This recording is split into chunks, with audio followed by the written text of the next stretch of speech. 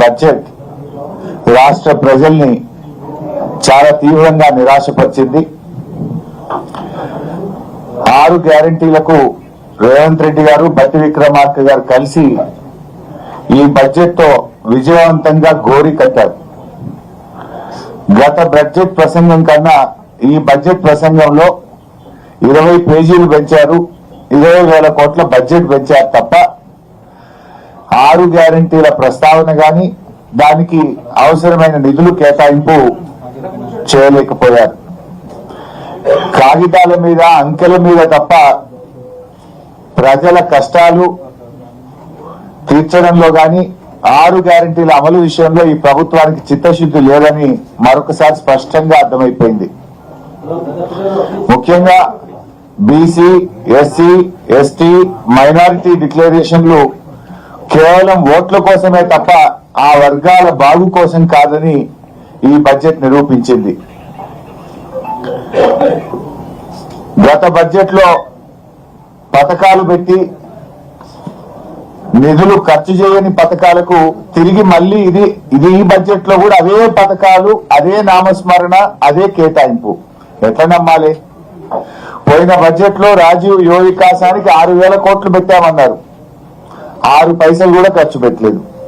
మళ్లీ ఈ బడ్జెట్ ప్రసంగంలో మళ్లీ అదే రాజీవ్ యువ వికాసం పథకం గురించి ఏదో గొప్పగా చెప్పారు. పోయిన బడ్జెట్ లో చెప్పారు, బల్లెలు కొట్టారు, 6 పైసలు ఖర్చు పెట్టలే.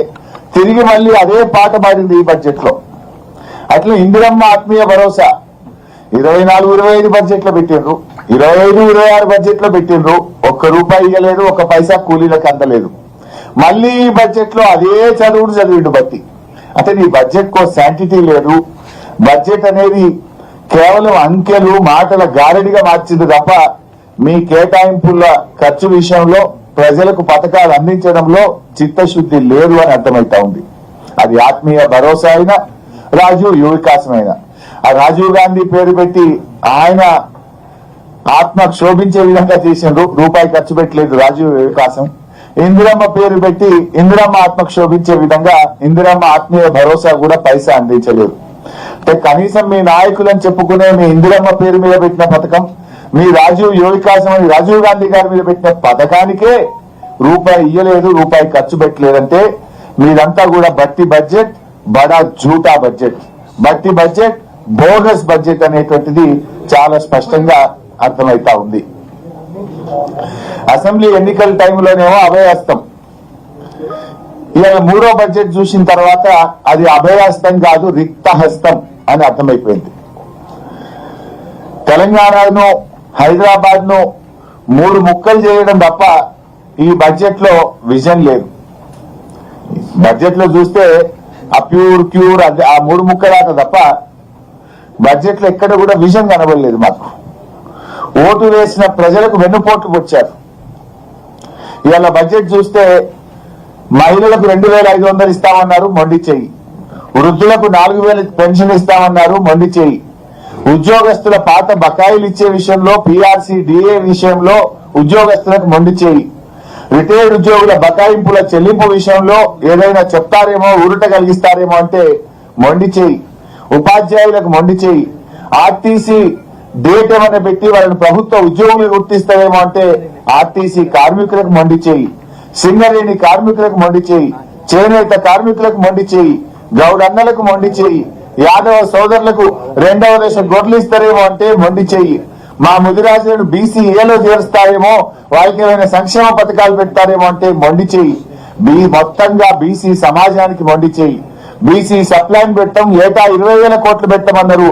ఇవాళ 3వ బడ్జెట్ అయిపోయిన తర్వాత కూడా బీసీలకు సప్లైన్ పెట్టింది లేదు, బీసీలకు మొండి చేయి చూపించారు. ఎస్సీ ఎస్టీలకు మొండి చేయి. అగ్రవర్ణ పేదలకు, బ్రాహ్మణులకు, వైశ్యులకు మొండి చేయి.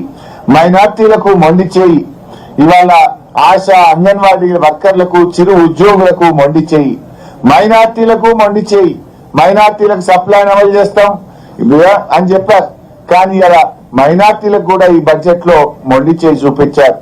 ఈ బడ్జెట్ లో సకల జనులకు దక్కింది గుండు సున్నా తప్ప ఏమీ లేదంతా అంకెల గారిడి, మాటల గారిడి తప్ప వీళ్ళ బడ్జెట్ లో పేదల పట్ల నిజాయితీ లేదు, చిత్తశుద్ధి లేదు అనేటువంటిది అర్థమవుతా ఉంది.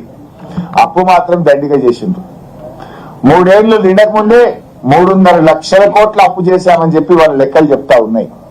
మరి 3.5 లక్షల కోట్ల అప్పులు చేసి ఏమైనా కట్టిండ్రా? బీఆర్ఎస్ పార్టీ ఓ సెక్రటరియట్ కట్టింది, ఓ అంబేద్కర్ కట్టింది, ఓ కాళేశ్వరం కట్టింది, ఓ మిషన్ భగీరథ కట్టింది, చెక్ డ్యాములు కట్టింది, చెరువులు కట్టింది. బీఆర్ఎస్ ఎన్నో ఆస్తుల కల్పన చేసింది.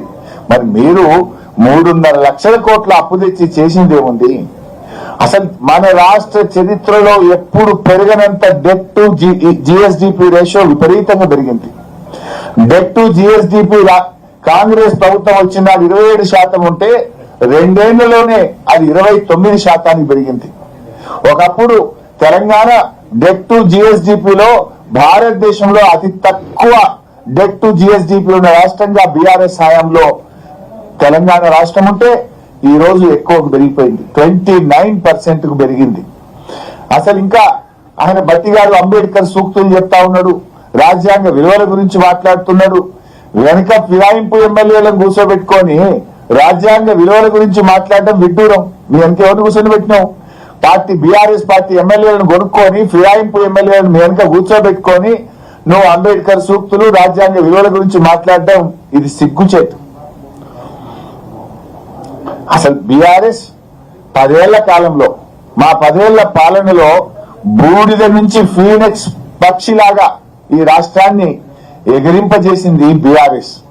కానీ మీరు ఆ ఫీనిక్స్ పక్షిని బూడిద చేసిన పాపం ఈ 2 ఏళ్ల కాంగ్రెస్ పాలనది. అసలు మీరు ఒక్కటన్నా ఉండదా? స్కాములు తప్ప స్కీములు ఉన్నాయా మీ గవర్నమెంట్ లా? మేడారం గురించి ఏదో గొప్పగా చెప్పిండ్రు. మేడారం టెండర్లలో ఏం జరిగిందో మేం చెప్పలే, మీ కేబినెట్ మంత్రి గారి కుమార్తెనే చెప్పింది. ఆ టెండర్ మాకు దక్కిందని కోపంతో టెండర్ ను రద్దు చేశారు. ఆ టెండర్ ను ఆర్ఎండ్బి శాఖకి ఇచ్చి పొంగిలేటి గారు దక్కించుకున్నారు అని మీ కేబినెట్ మంత్రి బిడ్డే చెప్పింది కదా. మేడారం గురించి చెప్తున్నారు. నాసి రకం పనులతో 4 రోజులకే మేడారం పనులు నేలపాలైనాయి. మేడారం పనుల మీద స్కామ్ జరిగింది. టెండర్ల మీద ఉన్న ప్రేమ మీకు పనుల మీద లేకుండా పోయింది. ఇలా